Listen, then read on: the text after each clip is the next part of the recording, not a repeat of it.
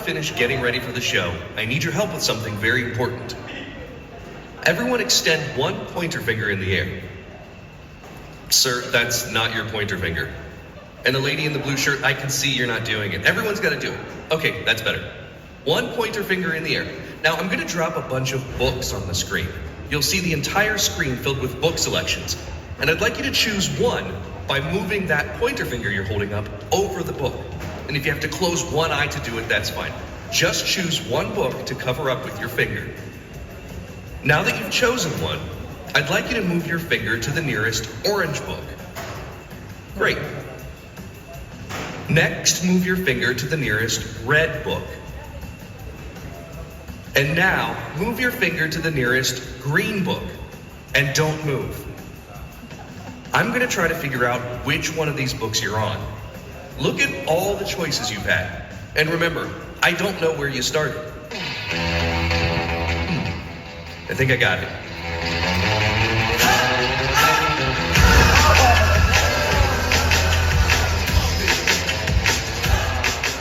If that worked, put your hands together. It's time to start the show.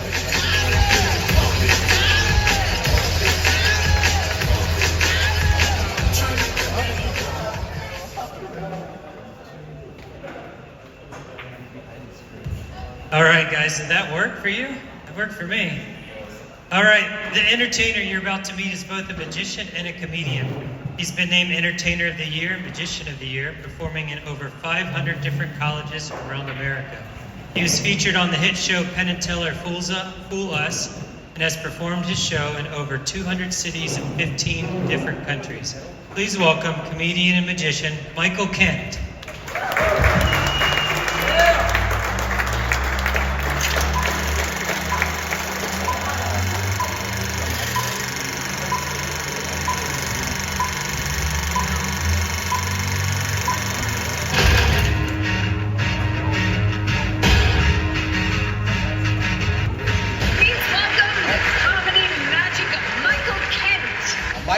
Michael, I know you travel all around the country doing magic. Michael Kent is here this morning with all the details on that, plus some tricks. Yeah. Joining us here in a bit, we have nationally touring comedian and magician Michael Kent. Obviously you're funny, but everybody knows that. And obviously you're likable, everybody knows that. But it's a great routine.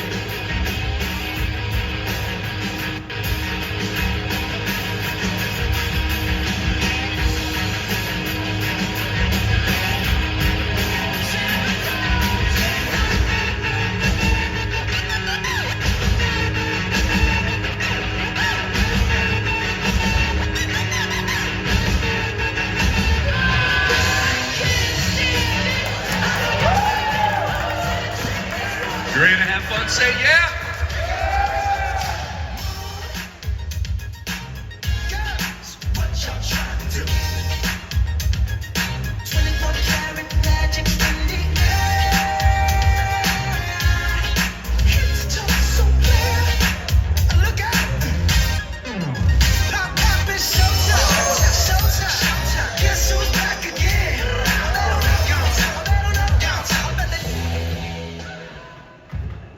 It's not a real bird. That'd be the worst show ever. Can you imagine me flying Qatar Airways with that thing in my bag all day? My name is Michael Kent. Are you ready to have fun? I am. Okay. Okay, good. Let's start easy. What's your name? It's Vinny, right? Vinny. Vinny, tell me a number between 1 and 5. 4. Holy shit. Okay. I'm glad to be here, but they have a lot of rules when I do these shows that I'm not used to when I perform back home. For instance, in a country like Bahrain, there are things that I can't do, especially on bass and things. But I also do what I want a lot of the time. So I figured out something. I actually remember this from college. I went to Ohio State, and I remember. Yeah, sorry, just ruined it for some of you. That's fine. I'm okay with it. But I figured this out. This works for any of you, anytime.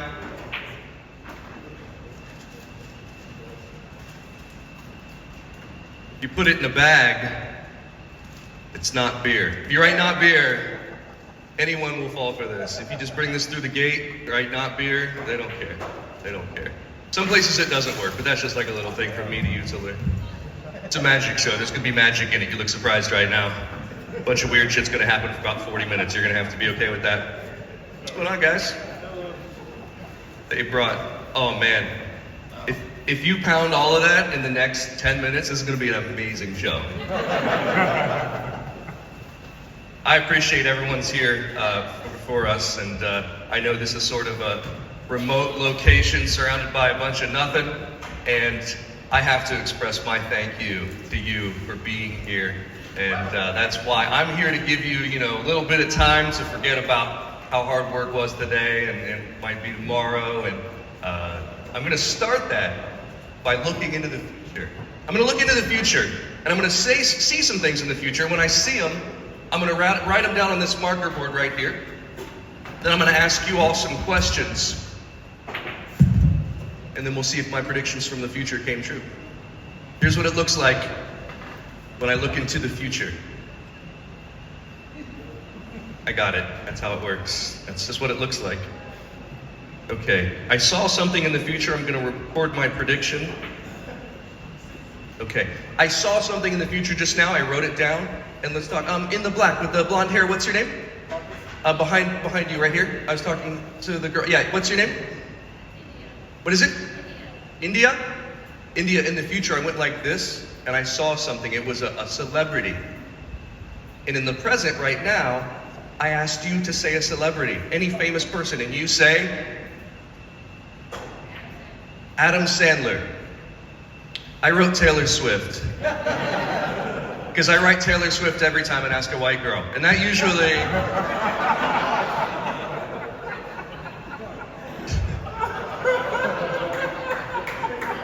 So I guess what we're saying in India is you're not basic. Congratulations. Good work. No, seriously, when I toured colleges back home, I just looked for the little Stanley tumblers under chairs, and I asked that person, let's try this again. Got it. Perfect. And what's your name right here? Jacob. Jacob. Thinking of a number that I saw in the future? I'd like you to think of a number. I made a prediction. Is the number you're thinking of 328? No. No, that's what I wrote. I knew the future. The future told me no. I promise real shit's gonna happen. This is just the warm-up. Okay, got another one. Perfect. And your name is? Noah. Noah, name a sport. Football. Shit. In every country except America, that's football. So, I win, Noah. Let's try a real one here. Oh. Oh, okay. And in the Columbia green shirt, what's your name? Kendall. I saw something in the future, a conversation that we had where I said, hey, Kendall, did you have a pet when you were growing up? Did you? Okay. Remember the name of your very first pet? Yes. Is it fair to say this isn't something you've told me out loud at all today? Correct. You haven't said this out loud? No. Okay. I wrote it down. What, in a loud voice so we can all hear, what was the name of your first pet? Duke. Duke?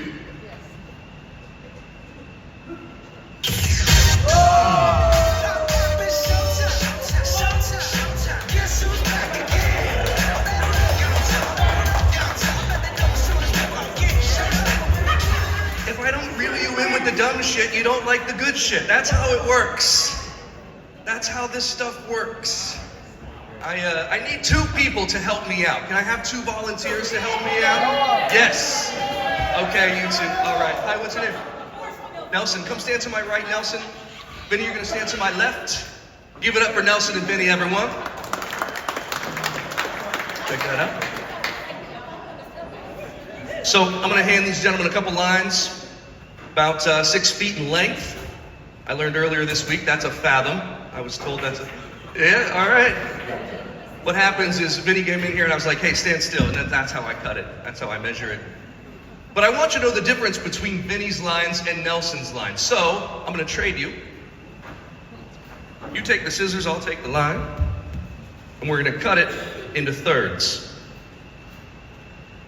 Right about there. That's about thirds. So if I fold it in 3 pieces and we cut here and we cut here, we'll get 3 ropes the same length. That makes sense. Not my thumb. Thank you. There we go. Thank you. So we have 1 rope, 2 ropes, and 3 ropes. All the same length. That's important. We'll get back to that in just a moment. Trade me. Thank you, sir. And we'll do yours a little bit differently, Nelson. We're going to cut it right about here. So you get like a little baby line, and then right here. So we get a medium one, then a long one. Thank you. Appreciate it. So A, B, and C, 1, 2, and 3, small, medium, and large. This is A, this is B, this is C. Take the end of the A, put up next to the end of the C. Take the end of the B, put up next to the end of the A. Take the end of the C, put up next to the end of the B. C? No, that's B, Nelson. Pay attention. He can't. I didn't say it. Oh, what'd you throw at her? You cut these to be 3 different lengths, yeah? You cut them yourself. You cut those to be the same length. You cut them yourself. Look. I hope this works. That's 1, that's 2, that's 3. All the same length. That doesn't mean anything unless, reach in, grab one end of one rope, pull it out. That's a long rope. Pull another rope out. That's a medium rope, and look what you're left with. A tiny little rope. They switch places. Give it up one more time for Nelson and Vinny. Thank you so much for helping out. I appreciate it.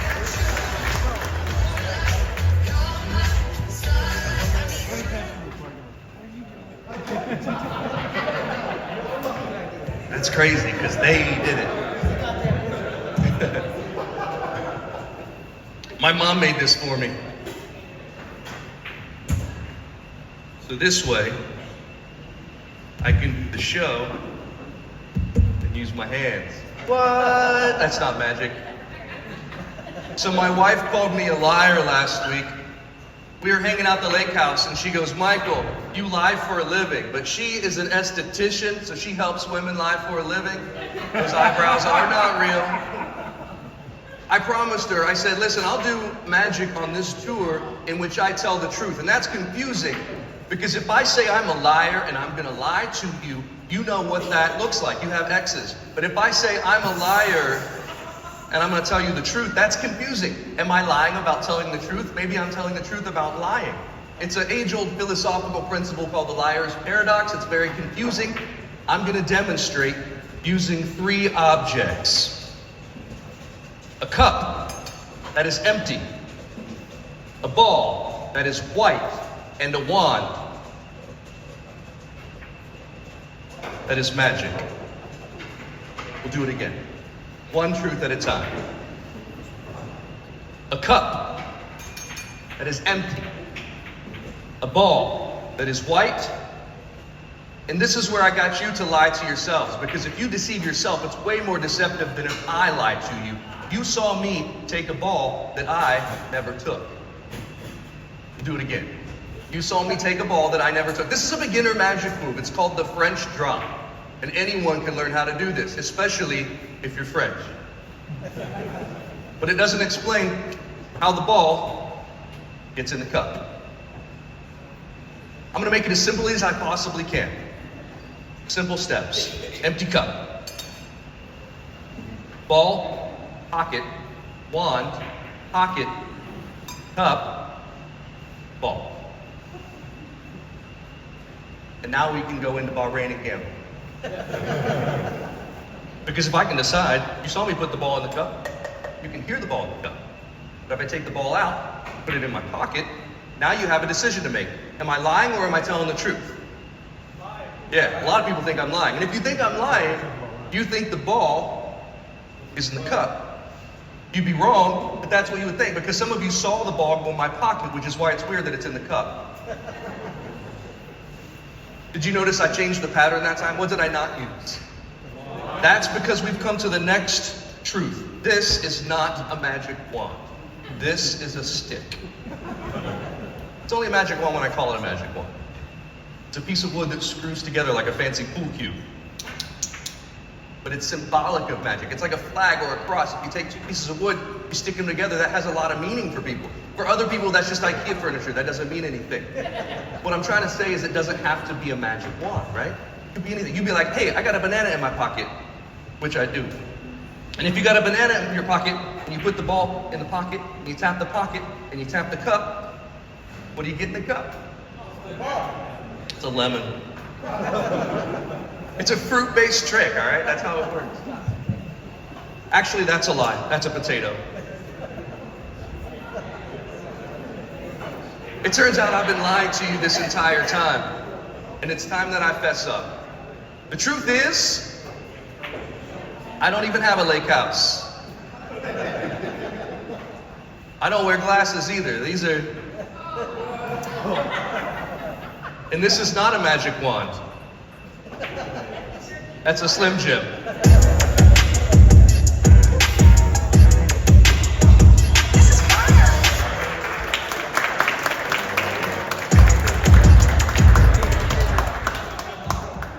You know what's funny?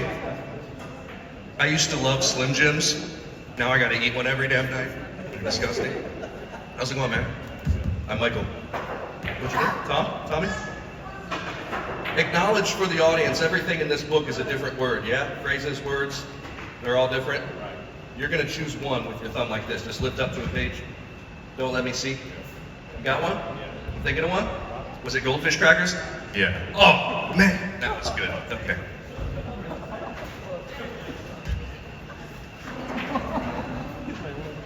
You don't have to know how it works. Just think about how awkward this would be if you did.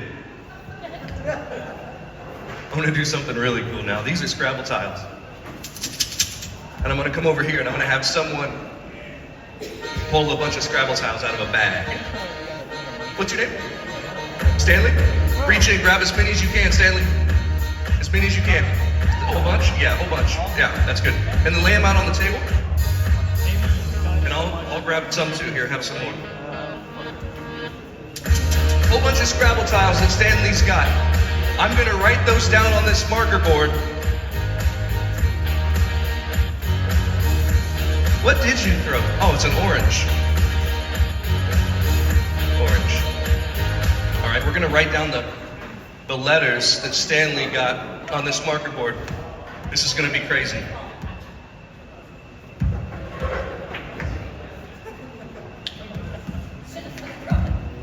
All right, Stanley, one at a time. Yell them out for me so I can hear. P? Okay, P. Lots of words start with P. That's a good start. Two P's? Well, shit. Oh, okay. V? E? I can't hear. Echo, thank you.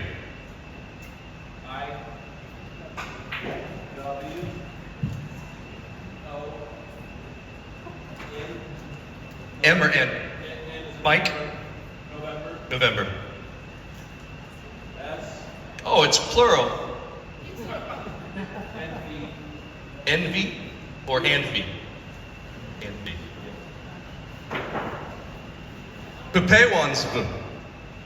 Well, shit. It's not that I don't believe you, Stanley. I just want to double check. I never said that was going to be an English word, did I? No, I didn't. Does anyone here speak Spanish? It's not a Spanish word. You wouldn't know it. Does anyone here speak Russian? Nobody? It's a Russian word. It is. It's a Russian word. Do you know what this means in Russian? Adam Sandler. What? That's crazy. How did I know, India? I'm going to rearrange these for the purpose of tonight's show so that this makes sense. Let's see what we got here. What can we spell? All right, I see something I can't spell, but I'm not going to.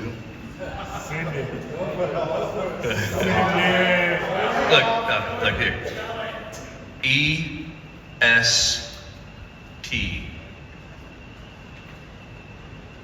N. What are the chances that Stanley pulled ESPN out of a bag and before the show I was watching ESPN? That's not magic. No. Now. What are we left with? Oh, VIP.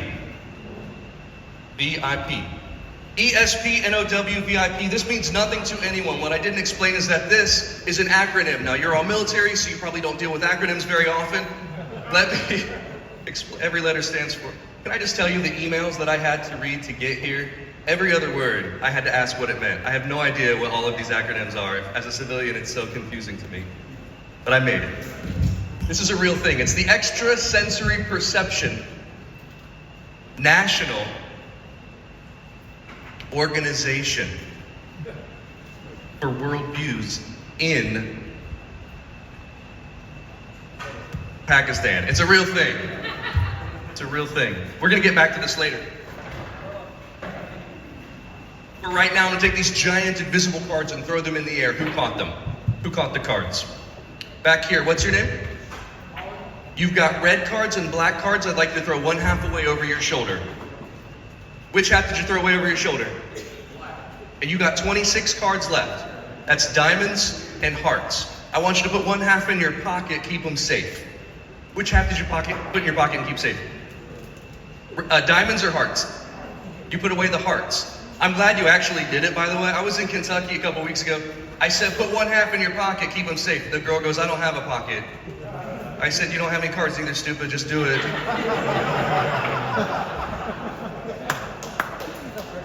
But didn't want to forget about that. But you did it, you got those, you got diamonds left, yeah? We're gonna get back to your diamonds in just a little bit. If you would, please put them in order, and we'll get back to them. I grew up in the 80s. And in my opinion, the 80s had the best toys. We had awesome toys in the 80s, with one exception. This piece of shit. They had no business marketing this as a children's toy. It's a puzzle, and it's a hard puzzle. Especially in a world without the internet. There was no way to learn how to solve a Rubik's Cube in the 80s. So everyone I knew had one of these.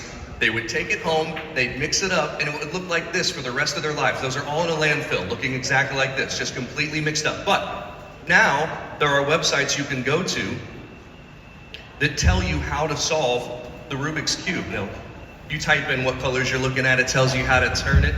Now, that's what I did here. I completely mixed it up. We're gonna keep mixing it up.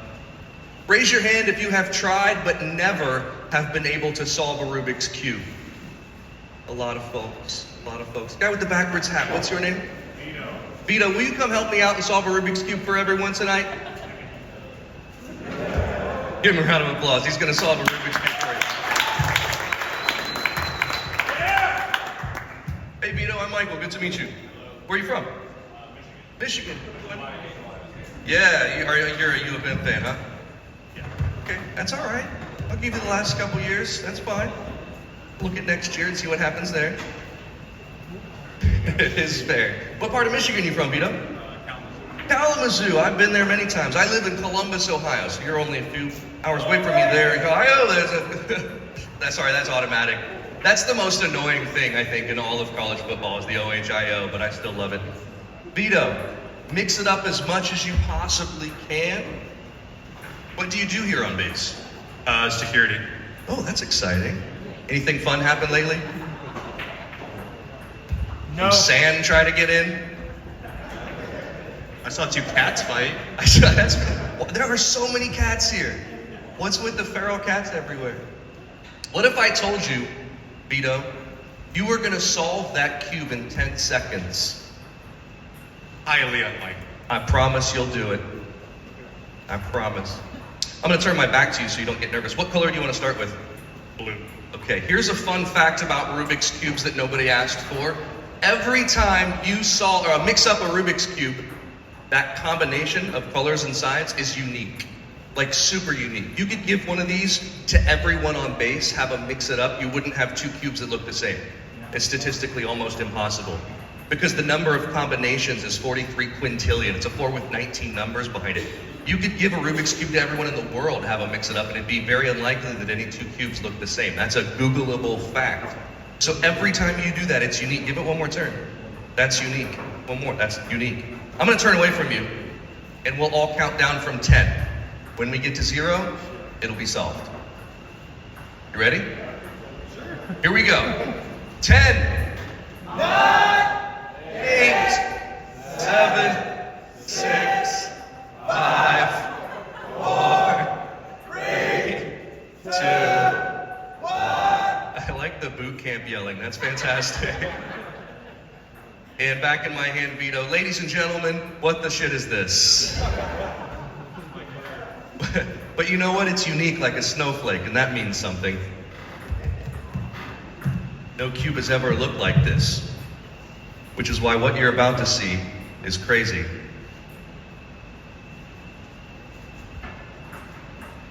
These two sides look exactly the same. And these two sides look exactly the same. The third side, identical. The fourth side. The fifth side, Vito. The sixth side. The two cubes are mirror images of each other. And Vito did that. All right. I told you you were going to solve a cube. You were going to solve a cube. Okay? All I need you to do is grab that blue bag behind you. Open it up. Confirm to everyone here there's nothing in that bag. Absolutely nothing in the bag. Okay? We're gonna drop the cube in the bag. So the way we'll do this is one hand underneath the bag and then one hand support the top, like this. And hold it up high. Completely mixed up cube. We're just gonna drop it in and then hold it up here. And imagine with your mind, don't let go, but imagine with your mind that cube turning and solving. The side goes, and then the top goes, and then the bottom goes, and it starts to solve. Do you think you've solved the cube this way? Probably. Reach in, Vito. Nothing else in that bag? Nothing else in that bag. Keep it going for Vito, everyone. Thank you so much for helping out, man. That was awesome. I'll take that. Thanks. We didn't have to take the stickers off. That's just solving a cube, though. I thought it'd be cool if we do something like make a cube appear or disappear. So that's what we'll do. This is a box that I had made for my cubes, so when I travel, they can't get like mixed up. So they stay the way that I want them to stay, basically.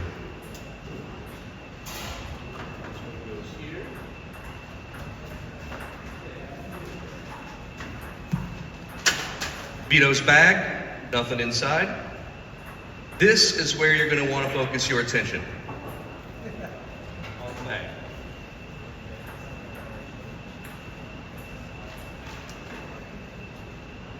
You saw the cube go into the bag. I didn't pull it back out, but it's going to jump back to the box.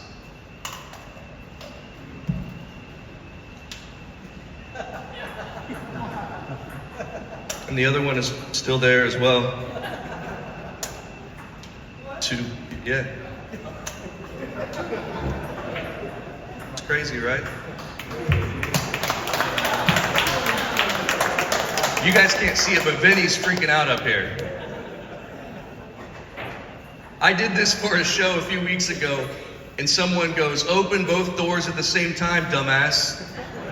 So I go like this. That doesn't do anything, dumbass. That's the last show I do for third graders. I'm not going to do it again. And then someone was like, "You're tilting it." I said, "That's fine. I'll do it without tilting it." It stands to reason that if I could make that cube jump from the bag to the box, I could make it jump what?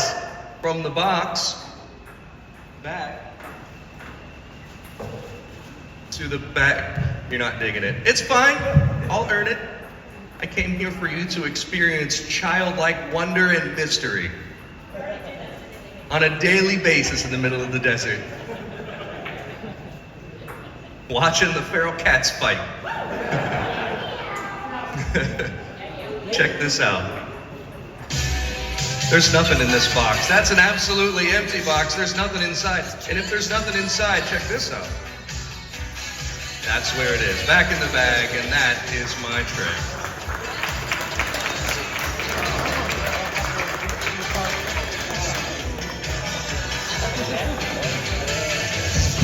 Who has my invisible cards? Back here. Are they in order? So imagine, let's make ace the high card. So we'll start with 2. So imagine these cards. We have 2, 3, 4, the low diamonds.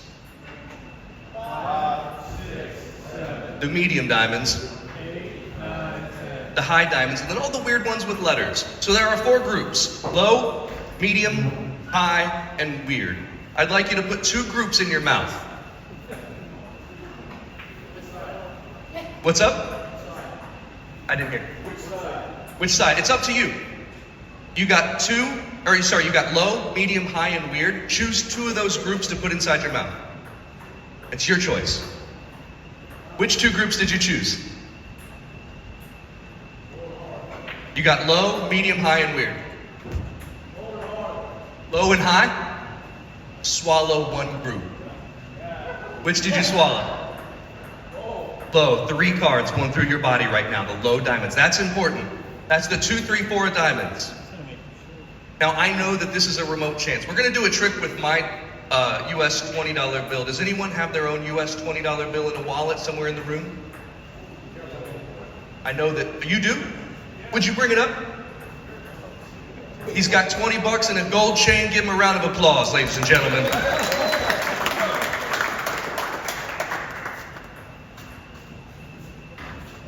What's your name?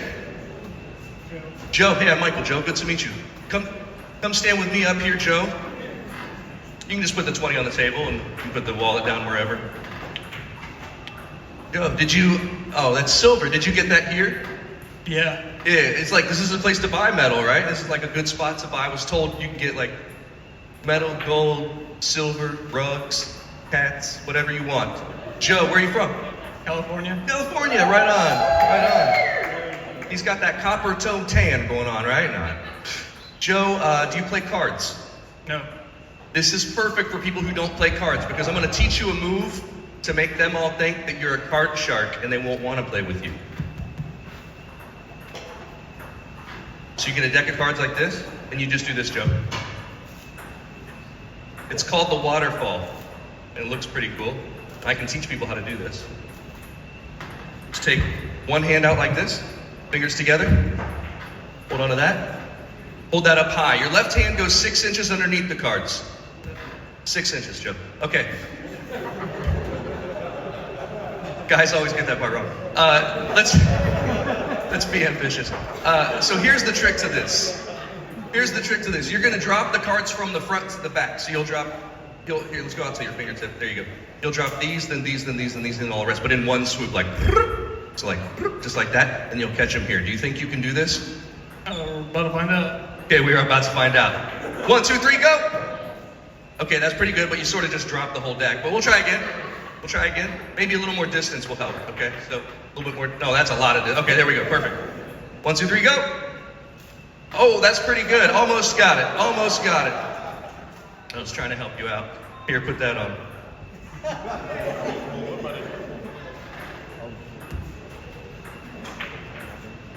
Taking off more gold.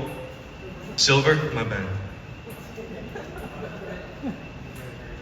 With the snap, there's always the snap. This is for the other hand.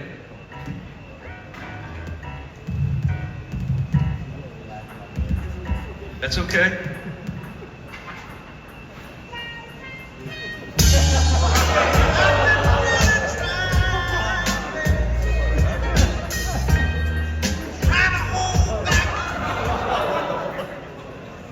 The show just got weird. Especially because if I was like, hey, close your eyes, think of a chicken, that is not what you would think of. Did anyone here grow up on a farm or near a farm? They don't look like this, do they? I'll show you.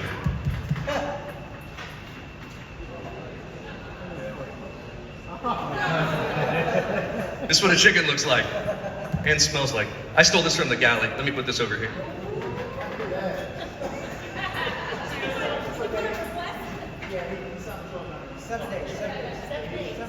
Go ahead and pick up your 20. Oh, you got more 20s. Pick up one of your 20s. Gamble with this. And write your name really big, Joe, on the front of that $20 bill. So the reason we have him do this is to make sure there's only one $20 bill that's his $20 bill. I don't have a duplicate $20 bill, right? It has to say Joe on it. I didn't know your name before we started. It's also a federal offense, which is fun. It's okay. Next time you're stateside, just take this to the bank and be like, someone else named Joe. Joe's a common name. Someone else named Joe wrote this on the, and on the back I want you to write your last name. No, don't do that, they'll find you. Y'all like dad jokes? Can I teach you a dad joke real quick? This is fun. You have that marker? Here, trade me. You take your 20, I'll take the marker. Go like this, Joe. Do you feel that? That makes that a felt tip pen. I don't give a shit, you'll tell that joke tomorrow. You know what this is? This is a handheld portable paper shredder. Let me see that 20. You just handed it to me. One more hand for Joe, everyone. Thank you so much for helping out. You can have a seat back over there. I'm just kidding. I wouldn't do that to you. Travel 13 hours to take your money and shred it. No, I wouldn't do that to you. This is a trick shredder. I do this to demonstrate how we can be deceived because this switches. It's a device that switches whatever you put in. So I put a piece of newspaper in the back, a little compartment right there. I took Joe's $20 bill, I put it in the front. When I hit the button, it switches them. So the newspaper comes out the back, it looks like a shredded $20 bill. The newspaper goes out, the 20 is in here. And that's why I have Joe write his name on it.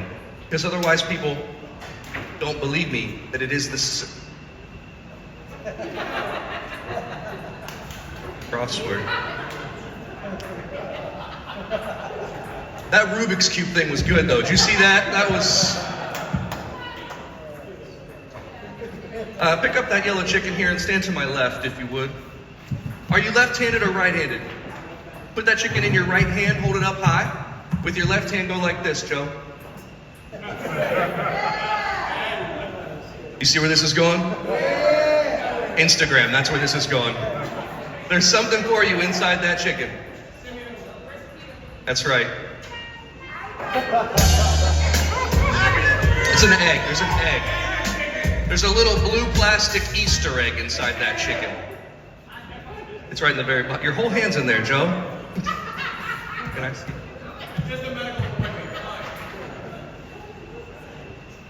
The egg was supposed to be in the chicken. The egg was supposed to...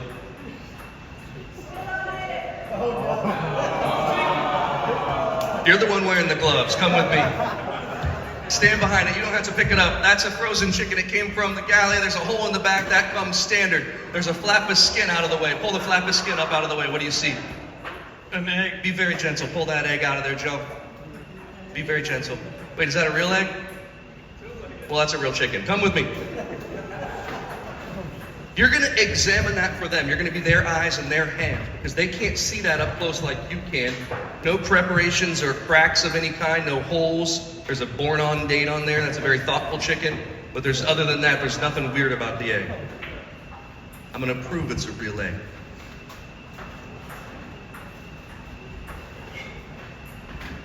Empty glass. The people in the front can see this is an empty glass, but I'm going to hand it to Joe to examine for the rest of you. I'll take the egg.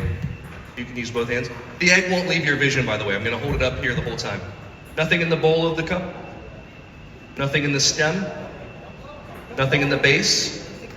Hold it from the base, really sturdy. Empty hands. Empty glass. Real egg.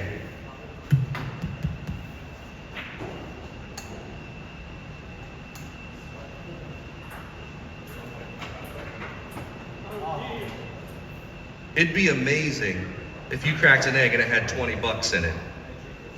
But if you reached in, I'm not going to touch it. You would have reached in with your beloved hand and remove that $20.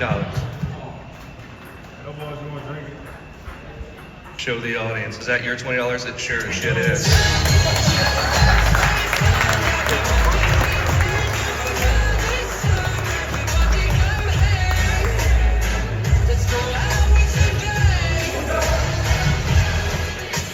We're gonna get you. Just throw them on the deck. We're gonna get all the egg off of the bill for you. There you go. And one more thing. Joe, this is a souvenir for you. It's an official Michael Kent rubber chicken keychain to remember this forever. Thanks, man. I appreciate you. Keep it going for Joe, everyone. Yeah, don't forget that. That's important. Who has my invisible cards? Back here. And you've got them going through your body? You're washing them down with something? Okay, and those cards are going through your body right now. They were the low diamonds? Low diamonds. 2, 3, 4 diamonds. We'll get back to those in just a little bit. I was on a television show called Penn and Teller Fool Us. And on that show, the purpose is to try to do magic that fools the famous magicians Penn and Teller. On that show, I was supposed to perform the trick that you just saw, the chicken trick. And on the last minute, the producers had gone onto my YouTube channel and seen me perform a different trick. The trick that turns out is my favorite trick. Now, it's a classic of magic. It's not one that's ever going to fool Penn and Teller, so I didn't actually get the chance to fool Penn and Teller. But I got to perform my favorite thing in front of a nationwide audience. It's been seen by millions of people now, and I thought that it would be a lot of fun to perform it in front of you tonight. It uses 4 things. 2 tubes, a bottle, and a glass. And the idea is to get the bottle and the glass to switch places. I'm going to do that using nothing but these 2 tubes. Shit. I can still do it. It's okay. Using nothing but these 2 tubes. You cover the bottle, you cover the glass. On the count of 3, 1, 2, 3. Nothing happens. I didn't say the magic words. The magic words are change. Change. What? The bottle is now here. Oh my gosh. Glass is now here. That's the easy part. The hard part's making them go back to where they were. Holy shit, you guys did it. That's crazy. Sometimes I can actually do this. Let's start over from the beginning. Remember, tube number 1 covers the bottle. Tube number 2, oh shit, sorry, that's my bad. Tube number 2 covers the glass. That's a bottle, that's a glass. We'll do it again. Tube number 1, bottle. Tube number 2, glass. That's a bottle, that's a glass. We'll do it using only 1 tube. If you cover the glass, that becomes a bottle. If you cover the bottle, that becomes a glass. Make an extra body, put it right here, don't let people see it. If you cover the glass, that's a bottle. If you cover the bottle, that's a glass. That becomes an extra bottle. Put it right here, don't let people see it. Sometimes when I do this, I don't use any glasses. If you don't use any glasses, you just need a bottle, then an extra bottle. I don't know why, but it fits with the theme. This is where everything gets crazy, because there's 1 here, there's 1 here, there's 1 here, there's 1 here, there's a glass, there's a bottle, there's a glass, there's a bottle, there's a bottle. That's a trick.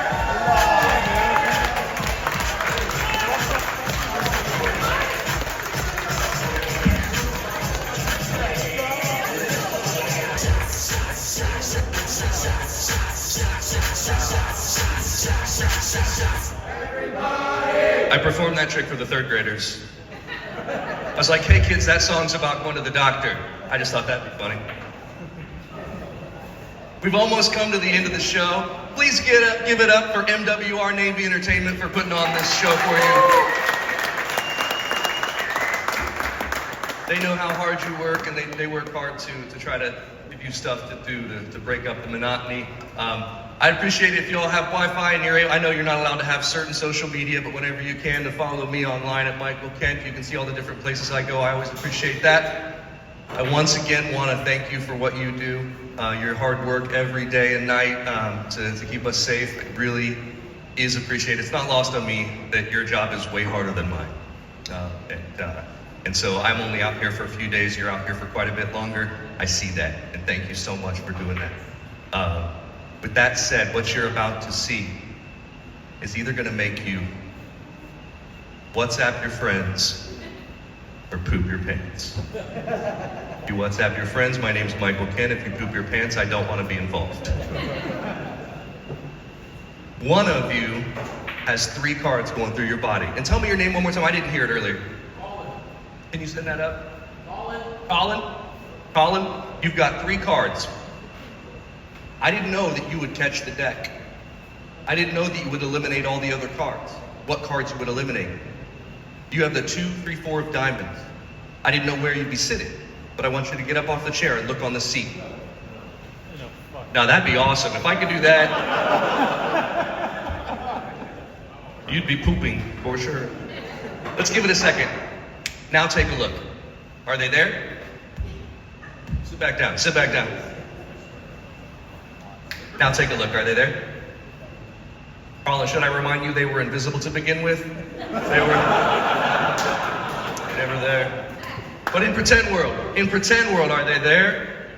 That's amazing. Kick them onto the ground. You've got a 2, a 3, and a 4. And I want you to step on 2 of them. Which 2 did you step on? 2 and 3? Kick one of those away to me. Which did you kick to me? Which one, 2 or 3? 3. Out of 52 cards, I got 1 back. The 3 of diamonds. Why did you choose the 3 diamonds? Was it random? A random choice. 3 of diamonds to give me back. One of the first things we did was I went over to Stanley and had him pull a bunch of Scrabble tiles out of a bag. And it was ESPNOW VIP. We said it was the Extrasensory Perception National Organization of Worldviews in Pakistan. But if you turn this upside down, it says diamonds 3.